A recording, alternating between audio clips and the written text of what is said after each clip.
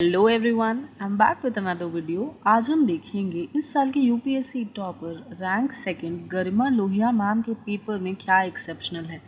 And I will tell you one thing कि इस paper में सीखने के लिए बहुत ज़्यादा चीज़ है। क्योंकि आई हैव सीन कि जितने भी पेपर्स मैंने देखे सब में एक्सेप्शनली फ्लो चार्ट्स और अंडरलाइंस एंड एवरीथिंग था, बट इनका आंसर राइटिंग अप्रोच मुझे पर्सनली बहुत ज़्यादा अच्छा लगा। So without any further delay let's get started.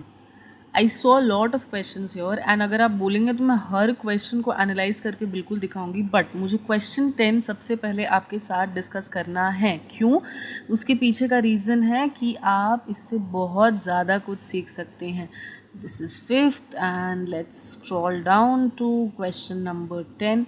Believe me, this is the best answer sheet I have ever come across because बहुत ज़्यादा अच्छे तरीके से फ्लो में प्रॉपरली सब कुछ लिखा हुआ है। We shall even discuss question 9 and okay या वी आर हियर। सो अच्छा, क्वेश्चंस इस क्वेश्चन पेपर में नहीं है, but let's learn how to answer, how to write the answer. What's the right approach to tackle a question? Okay. According to Multidimensional Poverty Index of UNDP, 27.3% of Indian population is multidimensionally poor.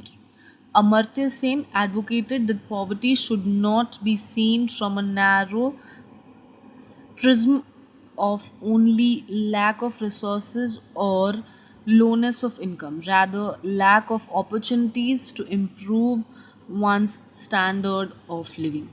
Okay, यहाँ पर poverty, Amartya Sen and opportunities को इन्होंने underline किया है। This makes her introduction. Now ये vicious cycle of poverty हम सब ने पढ़ा है, एंड अगर आपने इसके पहले वाला वीडियो नहीं देखा है रैंक 5 की कॉपी, तो जाइए देखिए। ये सेम साइकिल एक दूसरे क्वेश्चन में कैसे यूज़ किया गया है, एंड मैंने रेफरेंस दिया था तब भी। So I am telling you, if you are a serious aspirant, these videos will help you a lot.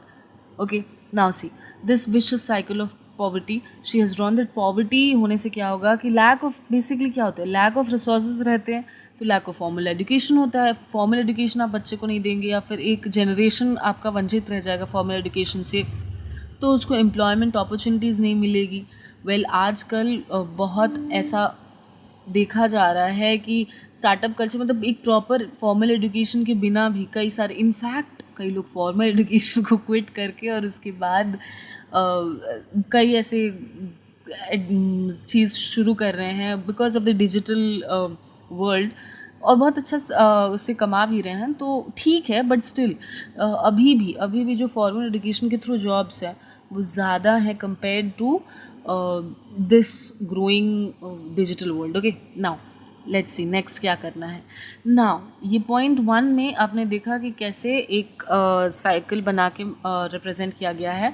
Point 2 में आप देखिए that poverty leads to reduced investment in skill development. Of course अगर and अच्छा, उसके बाद देखिए कि इसमें पहला था एक साइकिल बना के, देन एरो देकर 3 पार्ट में उसको रेक्टेंगुलर फॉर्मेट में डाल के रिप्रेजेंट किया गया है।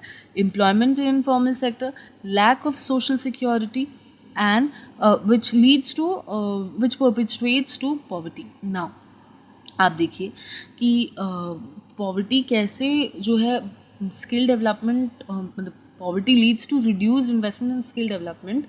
दैट ऑल्सो बिकॉज आपने यूडेमी, स्किल शेयर, इन सारे कोर्सेज के बारे में सुना होगा ना। जो लोग फॉर्मल एजुकेशन नहीं भी लेते, या फिर जो लोग का बात छोड़ दीजिए, आप अपने आंसर में फेमस यूट्यूबर ईशान के बारे में लिख सकते हैं, जिसने आईआईटी के लिए प्रिपरेशन शुरू किया था, and then he literally quit IIT because उसको उनको पूरी तरह से यूट्यूबिंग करना था उसके बाद। And now recently, in the recent past, he was invited by the IIT to give a pep talk. So ये examples आप quote कर सकते हैं।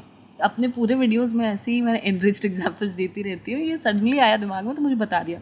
तो आप ये देखिए कि आज के डेट में चेंजेस हो रही हैं कि स्किल, बट अगर उन्होंने कहीं से स्किल एक्वायर किया, अगर एकदम ही इमीडिएट उनको नीड रहता ना कि कोई भी तरह का कि फिनेंशियल सिक्योरिटी नहीं है, तो वो ये भी नहीं कर पाते। तो पॉवर्टी से निकलना बहुत ज़्यादा ज़रूरी है कोई भी तरह का स्किल डेवलप करने के लिए या फिर एजुकेशन के लिए। अब आप देखिए, पहले में एक फ्लो चार्ट था, पहले में एक सर्कुलर डायग्रामेटिक रिप्रेजेंटेशन था, सेकंड में एक फ्लो चार्ट था। अब थर्ड पॉइंट में भी देखिए, जब आप ऐसे बॉक्स एंड एरो देके फ्लो चार्ट्स बनाते हैं ना, तो क्या होता है, एक तो अट्रैक्टिव लगता है। जब 10,000 कॉपियाँ, आई मीन इतने सारे कॉपियाँ रहेंगी, उसमें अब एक्सेप्शनल आप कैसे बना सकते हैं इन्हीं सब चीज़ों की वजह से। Now poverty leads to reduced human capital formation, poor health, education skills, which will ultimately lead to reduced standard of living. This is the basic thing which we can see कि education जब नहीं आ रहा है, जब proper health नहीं रह रहा है, poor skills रह रहा है, तो क्या हो रहा है, reduced standard of living हो रहा है, right?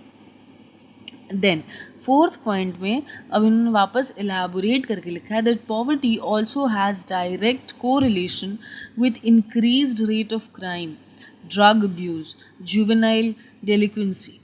अच्छा, मैं आपको एक बात बताती हूँ, आप एक यहीं पे एक एग्जाम्पल भी कोट कर सकते हैं। कुछ साल पहले सोशल मीडिया पे एक बच्चे का, छोटे बच्चे का, मे बी ही वॉज 7 और 8, मतलब सच में बहुत छोटा था वो, और मे बी होगा भी तो 10 साल मैक्सिमम, मैं एग्जैक्ट एज नहीं बता पा रही हूँ, लेकिन बहुत ज़्यादा फेमस हुआ था एंड मीम्स बने थे।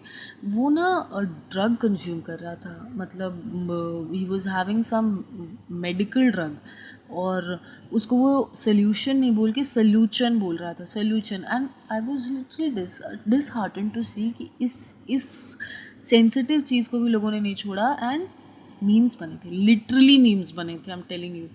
अगर आपको याद है तो देखिए, अदरवाइज आई एम श्योर आपको अभी भी इंटरनेट पे मिलेगा।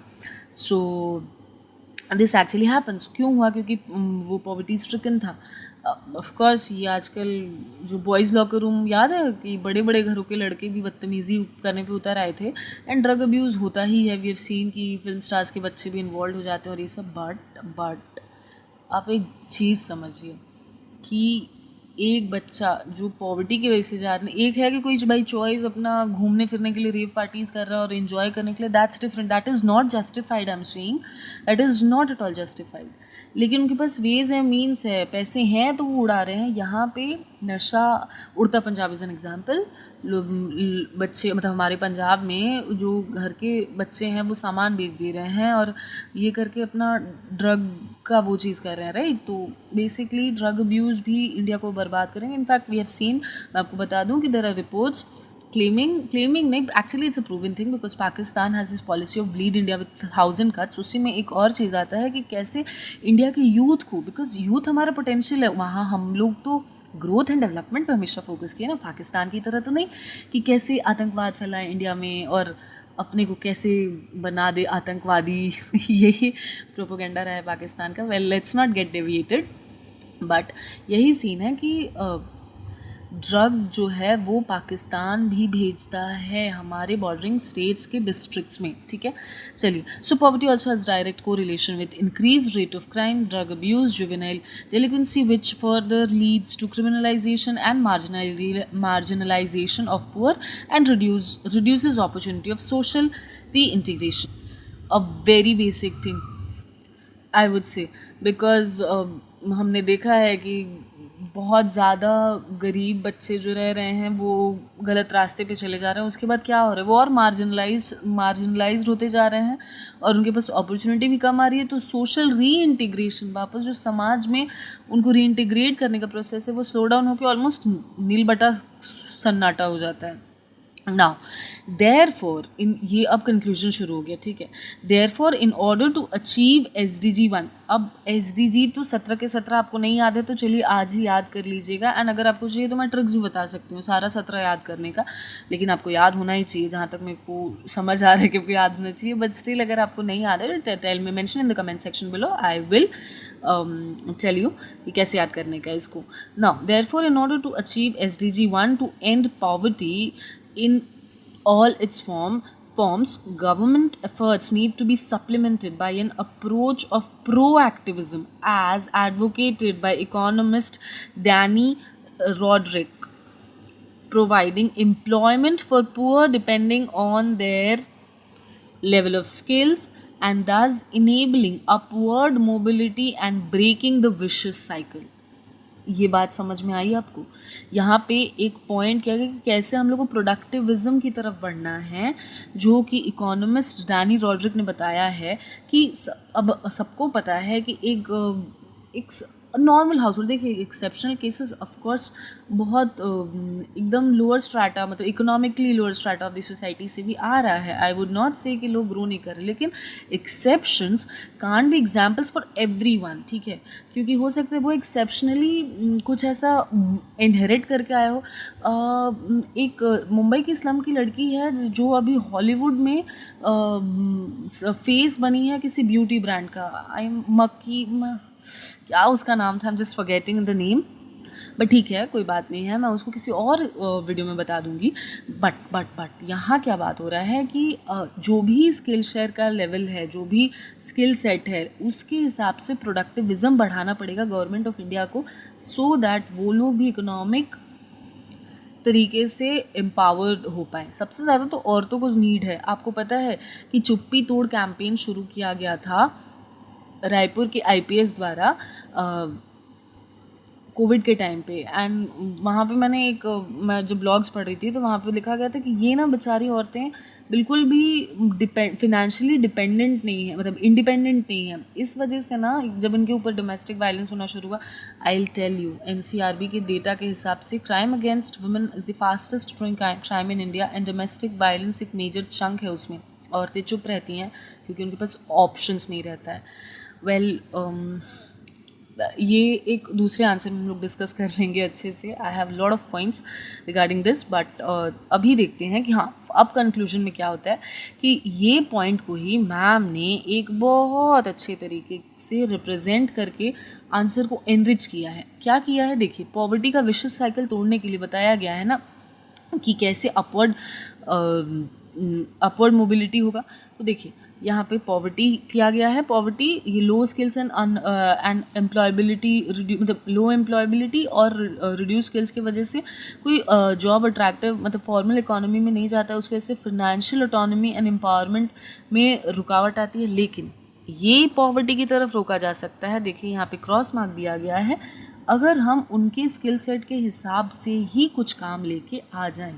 MSME का एग्जाम्पल अगर आप दें तो वो बहुत ज़्यादा अच्छा होगा, क्योंकि MSME सेक्टर्स बहुत ज़्यादा किसको इनकलकेट कर लेती, किसको एब्जॉर्ब करती हैं, जो लोकल स्किल सेट. मैं आपको एक एग्जांपल देती हूँ, रेयर प्लैनेट को कोट करिएगा. रेयर प्लैनेट आप देखेंगे तो जितने भी मेजर जिसको बोला जाता है ना एयरपोर्ट्स हैं, सब में प्रेजेंट है एक स्टोर ऑलमोस्ट. एंड बंदा कोलकाता का है जिसने शुरू किया है. And I tell you one thing, उनका जो मेन कारीगर लोग हैं ना, जो मेन उनको काम करके देते हैं, वो सारी औरतें हैं गांव की. तो जब औरतों की पॉकेट में पैसा जा रहा है ना, तो वो लोग एम्पावर्ड हो रही है. कुछ गलत उनके साथ हो तो भी खड़ी हो सकती है, अपने बच्चों को बेटर एजुकेशन दे सकती हैं. समझ में आया? तो उनके स्किल सेट के हिसाब से उनको काम मिला. So this was it for this question. अगर ये पसंद आया तो कंसीडर सब्सक्राइबिंग द चैनल यार, मेरे को भी मोटिवेशन चाहिए, right? Now I will tell you कि नेक्स्ट और वीडियो में फर्दर क्या क्या कर सकते हैं अपने. एंड अगर इसी आंसर शीट का और एक्सप्लेनेशन चाहिए तो आप ज़रूर कमेंट में बताइए. टिल देन, गुड बाय, जय हिंद.